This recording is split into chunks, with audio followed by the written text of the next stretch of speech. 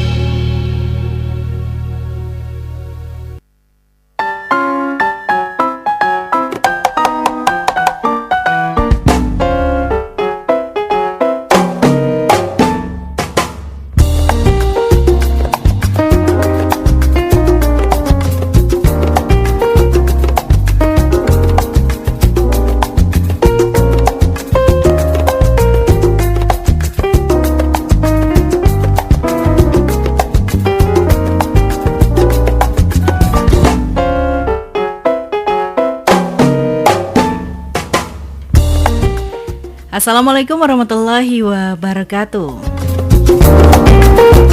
Rasya Bonton 99,4 FM Citra Radio Keluarga, radio nomor 1 asli Jogja. Mari bekerja sama, berkolaborasi dan bersinergi untuk mencapai tujuan bersama. Terus melaju untuk Indonesia maju. Selamat siang pemirsa yang ada di kawasan kota budaya Jogja maupun kota-kota sekitarnya, dan selamat siang untuk Anda pemirsa yang saat ini sedang menyimak Rasya Bonton melalui streaming di rcabontonfm.com, jogjastreamers.com atau aplikasi Noise. Siang hari ini pemirsa bersama Ica Dara dalam Bincang Siang ya, di hari Selasa 22 Agustus 2023. Seperti biasa pemirsa, hari Selasa kita akan membahas tentang urologi. Nah pemirsa, pernah nggak sih ada di masa sudah memiliki sinyal tertentu mengenai gangguan tubuh kita, tapi masih mikir kayak ntar dulu deh periksanya gitu kan. Bahkan ada juga yang kayak gitu padahal udah tahu berdasarkan diagnosis dari dokternya itu sendiri pemirsa. Nah tapi sebenarnya nih ya pemirsa, apa sih yang akan terjadi ketika kita punya batu nih ya, batu di saluran kencing tapi tidak segera dihilangkan? Nah penasaran ya pemirsa, seperti apa sih resikonya? Kita akan tanya langsung aja sama Dr. HR Danarto SPB SPUK yang merupakan dokter spesialis urologi dari Rumah Sakit Khusus Bedah Anur Yogyakarta.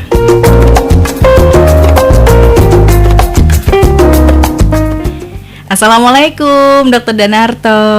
Waalaikumsalam warahmatullahi wabarakatuh. Gimana dokter siang hari ini? Alhamdulillah ceria, sama dengan Mbak Ica. Sehat ya dok ya? Alhamdulillah sehat. Alhamdulillah. Dokter, hari ini kita akan bahas tentang resiko jika batu di saluran kencing itu tidak dihilangkan. Betul, ya. Nah, tapi secara umum nih dok, penyakit ini tuh seberapa umum terjadi sih dok? Baik, terima kasih Mbak Ica. Makin hari makin pintar Mbak Ica. Makasih dok.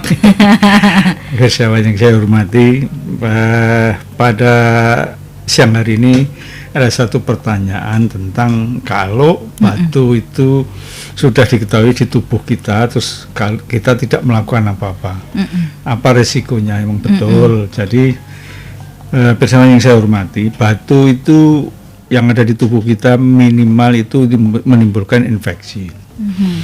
Infeksi ya, kadang-kadang orang demam atau badannya nggak enak, tidak tahu dari mana. Mungkin dikira flu atau apa, minum obat ya, obat turun panas, antibiotik, nah berulang-ulang itu. Nah kemudian si pasien itu biasanya karena tidak membayangkan bahwa batu itu menyebabkan infeksi, makanya dianggap ya udahlah saya infeksi, oh ini sedang gergesi badannya, ya udah minum obat aja. Nah, kemudian yang lebih berat lagi adalah biasanya akan menyebabkan perdarahan. Nah ini, jadi orangnya kadang-kadang bisa anemi ya, jadi perdarahan terus karena goresan batu itu gitu. Nah yang lebih parah lagi itu akan terjadi namanya metaplasi. Jadi dindingnya itu, epitelnya itu terus berkembang karena ada rangsangan batu itu. Maka terjadi namanya metaplasi. Metaplasi ini akan menjadikan tumor. Nah ini seringkali yang kita tidak sadari. Nah yang seringkali timbul sekarang ini justru kalau batu itu nyumbat. Kalau batu nyumbat maka fungsi ginjalnya akan menurun. Nah jadi kan nanti ekskresinya dari urinnya, ekskresinya akan turun, maka fungsi ginjalnya akan turun juga. Nah ini seringkali orang tidak tahu loh kenapa kok saya gagal ginjal ya. Padahal nggak merasakan apa-apa, ditanya sama dokter hipertensi ada nggak ada, DM ada nggak ada. Nah kok saya mulai kreatinin naik, fungsinya menurun. Nah biasanya sebaiknya tuh teman sejawat yang mungkin di daerah atau yang di ujung sana di puskesmas dan sebagainya itu dicek dulu, di USG dulu, diyakinkan jangan-jangan ada batu. Nah ini dia, kalau sudah ada batu maka segera dihilangkan supaya tidak terjadi komplikasi-komplikasi yang seperti saya sampaikan gitu. Itu Mbak Ica. Gitu.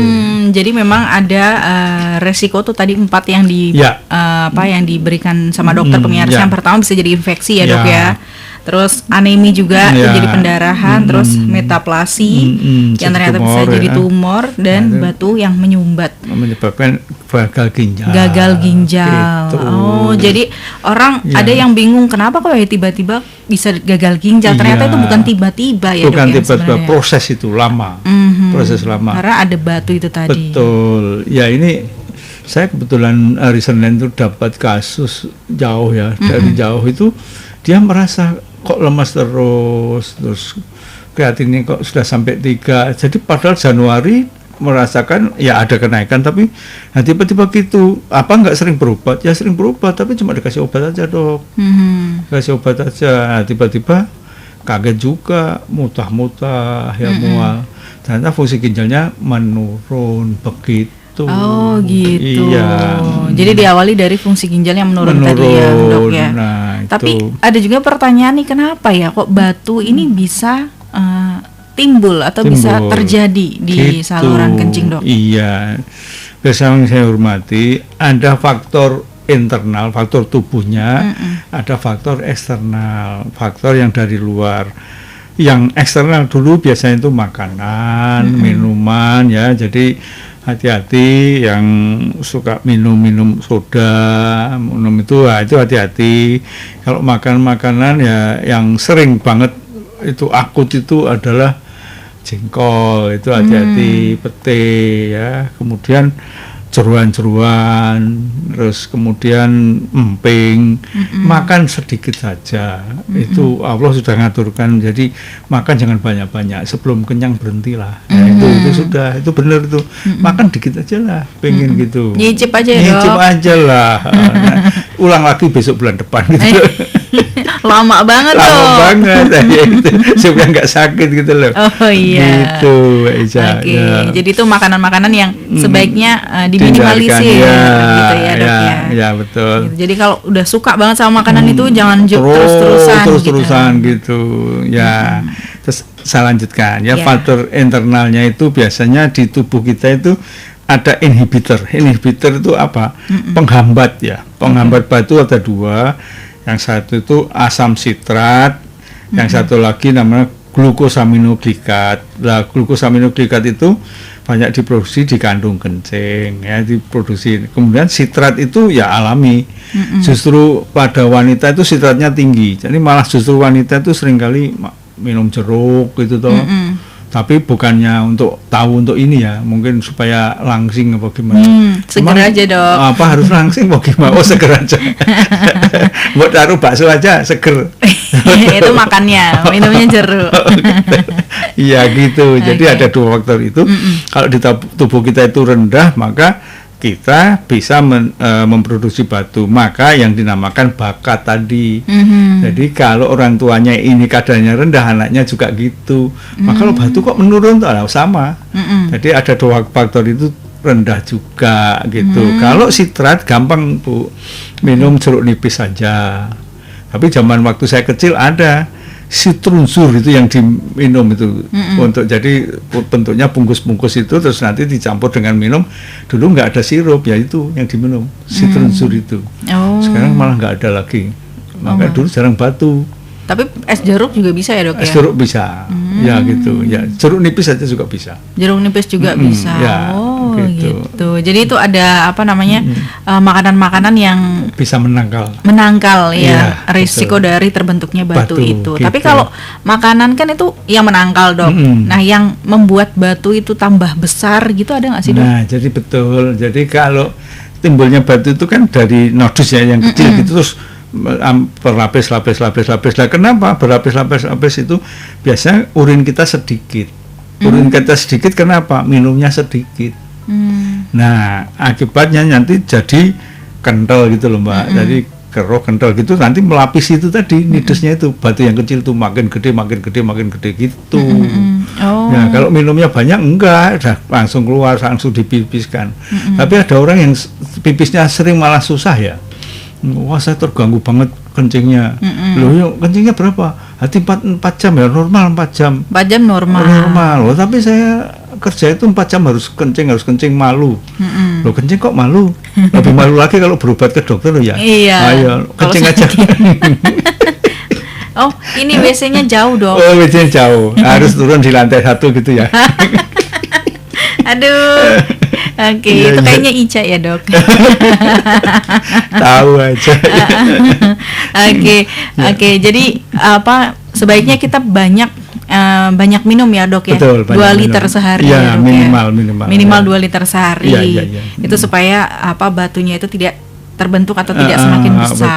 Betul. Gitu. Ya. Nah untuk kegiatannya nih dok, kegiatan yang biasanya menjadi resiko dari terjadinya batu ini apa sih dok? Iya, jadi kan seringkali kita bekerja yang panas-panas gitu ya. Nah penguapannya kan tinggi. Penguapannya tinggi padahal minumnya dikit ya sudah toh. Yang terbentuk jadi kencing kan dikit, kental lagi kan. Gitu. Jadi jangan panas-panas. Berteduh aja Mbak Ica. Jadi kerjanya berteduh aja. Oh gitu. Oh jadi kalau kepanasan itu ada pengaruhnya ke dalam ya dok ya? Ya nguap kan. Keringetnya banyak kan. Maka terbentuknya urin sedikit kan. Gitu. Oh makanya kenapa kalau kita kebelet pipis terus kita jalan jauh terus keringetan itu jadi nggak jadi kebelet ya dok ya? Nggak diproduksi pipisnya. Betul gitu. Itu ada hubungannya juga? Ada hubungannya. Oh karena menguap itu tadi bareng keringat. Iya, sudah diekskresikan kan melalui keringat kan. Makanya yang ginjal dikit. Oh gitu. Tapi kok keringatnya nggak pesing ya dok? Hah? Keringatnya nggak pesing ya dok? Ya kalau keringatnya itu campur dengan urin jadi pesing nanti. Oke baik. Oh iya. Nah kalau misalnya tanda-tandanya nih dok, kan orang kadang mereka tahu nih tanda-tandanya, tapi ada juga yang nggak tahu, tiba-tiba kayak tadi gagal ginjal gitu. Nah tanda-tanda yang perlu kita ketahui nih dok ya. Baik. Memang kalau batu itu ada di ginjal Mbak, itu nggak ada tanda-tanda apa-apa. Oh. Terutama batu yang masih kecil. Nanti kalau itu ada infeksi baru pegel gitu, pinggangnya kerasa pegel, namanya dalpen, jadi pegel gitu. Nah itu kadang-kadang orang kita kan dikeroi gitu toh, di blunyu-blunyu gitu toh, mengalihkan dan sebetulnya sakitnya teralihkan dengan panasnya, dengan keroknya itu, atau kakinya ditaleni karet itu, rasanya pindah ke sana sehingga rasanya itu hilang. Padahal di situ masih ada infeksi. Nah gitu loh. Orang Jawa itu gampang tuh mengalihkan perhatian. Oh jadi itu tuh sebenarnya mengalihkan perhatian ya dok ya? Iya betul. Oh, jadi dulu kan ini ya, Dok, waktu kecil kalau misalnya kita ke belet pipis atau anyang-anyangan gitu dikaret jempolnya. Ya kan sakit. Perhatiannya ke sana tuh. Hilang kan konsentrasinya. Pindah ke sana. Gitu. Refleksnya pindah ke sana. Ini itu kayak semacam sugesti pengalihan ya. Iya, sedang lapar gitu, sebentar lagi tunggu lagi nonton dulu. Lali tuh laparnya. Gitu. Iya. Baru dapat jawaban sekarang nih, Dok ya. Saya dulu kan kalau pengen pipis tapi masih perjalanan jauh diikat gitu. Itu orang Jawa paling pinter itu. Badoknya dikasih apa gitu, perhatiannya di badok gitu. Iya, jadi sakitnya lupa ya, Dok. Lupa. Gitu. Oke, baik, terima kasih Dokter Danarto. Nanti kita lanjutkan lagi, Dok, untuk bincang siang hari ini. Tapi sebelum itu pemirsa, kita akan jeda sejenak untuk kita simak beberapa pariwara berikut ini.